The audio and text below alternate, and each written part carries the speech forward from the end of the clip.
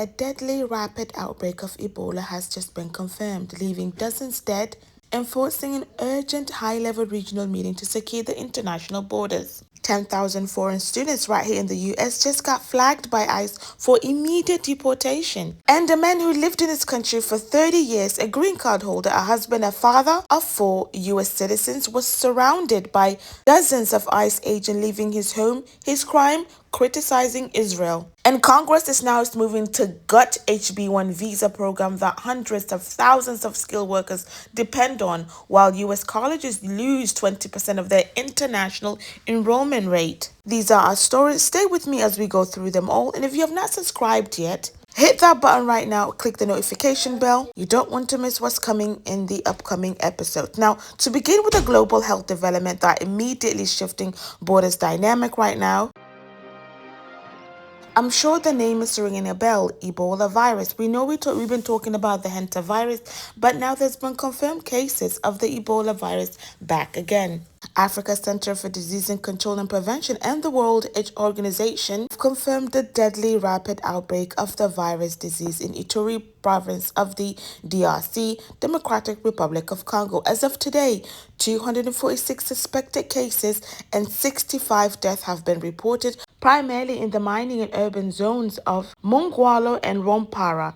Initial laboratory testing at the INRB in Kinshasa has confirmed the virus in 13 field samples, but the health officials warn it appears to be a non-Zaire strain, basically raising concern over how the vaccine is going to be effective, the efficiency of the vaccine. Now, with intense population movement near the borders of Uganda and South Sudan, the urgent regional health coordination meeting has been called today. And as I mentioned, 10,000 foreign students woke up this week not knowing if their visa was still valid.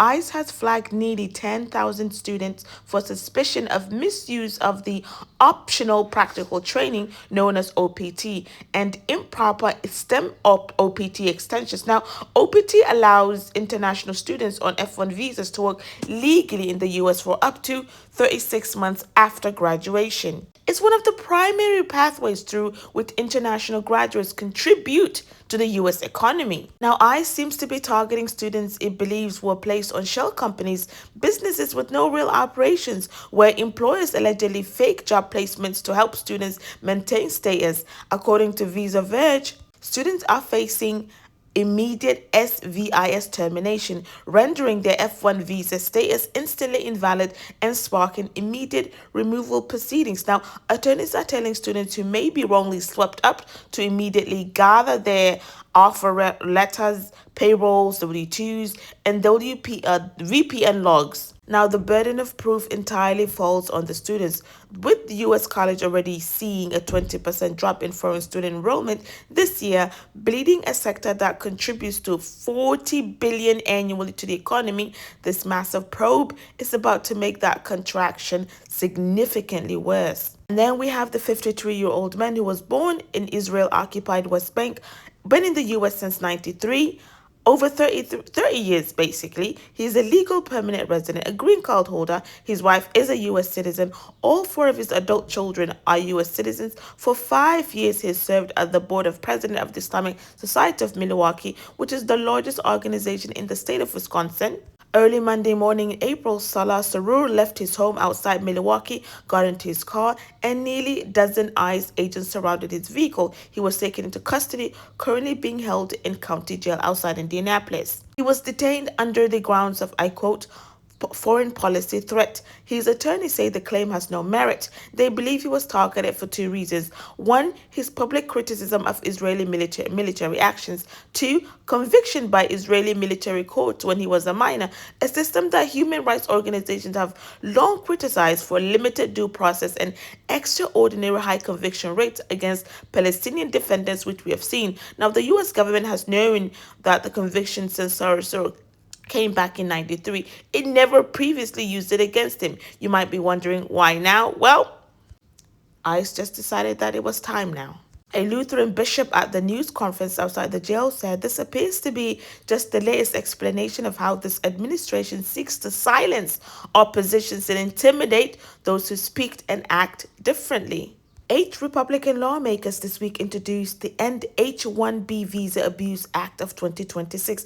The key provision, a 3-year suspension on all new H-1B visas, reducing the annual cap from 65,000 to 25,000 and replacing the current lottery system with a wage-based selection that prioritizes higher-paying positions. We have covered this intensively as well. Now, the H-1B visas are primarily pathways for skilled foreign workers, engineers, software developers, doctors, researchers to work legally in the U.S. Hundreds of thousands of people currently in H-1B pipeline, predominantly from India and China, are watching this bill. If it passes, it could present the most significant restructuring of skilled workers immigration in decades. Companies including like Google, Microsoft, Amazon, and Apple employ tens of thousands of H-1B visa holders. So their response to this bill has been notably quiet this week.